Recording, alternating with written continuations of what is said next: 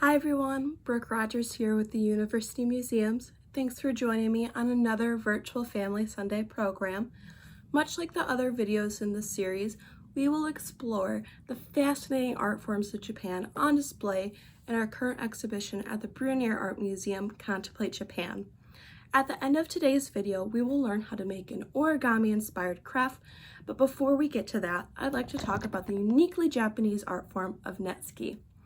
Netsuke are miniature sculptural objects that have functional and aesthetic purposes, which have gradually developed in Japan over a period of more than 300 years.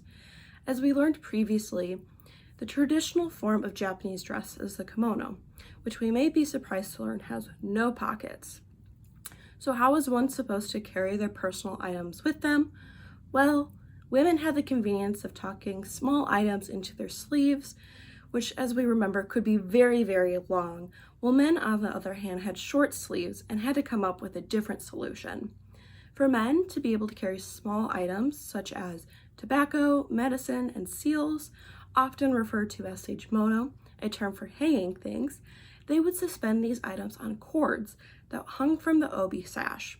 Stacked or nested containers known as enro were also added and were used to hold medicine or seals. Netsuke served as anchors or counterweights for the enro and kimono.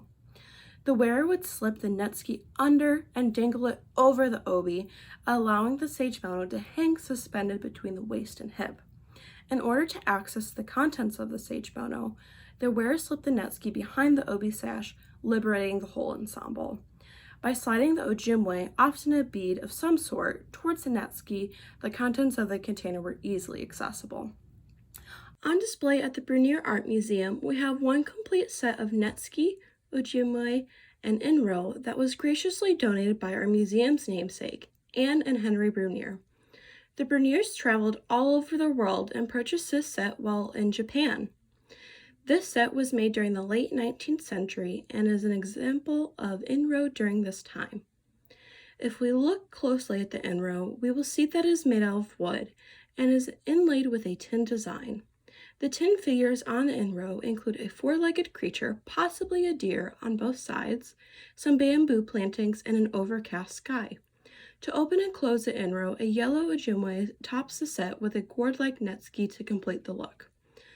A gourd design was typical of 17th or 18th century netsuke designs, so our netsuke is harkening back to older traditions.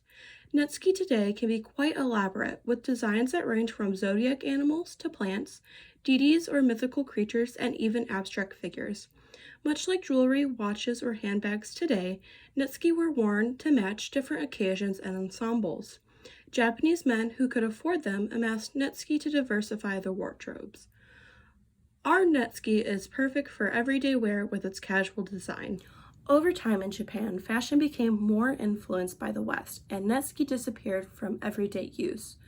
Shortly after Japanese ports opened in 1853 to Western countries, Westerners took up collecting netsukes as keepsakes.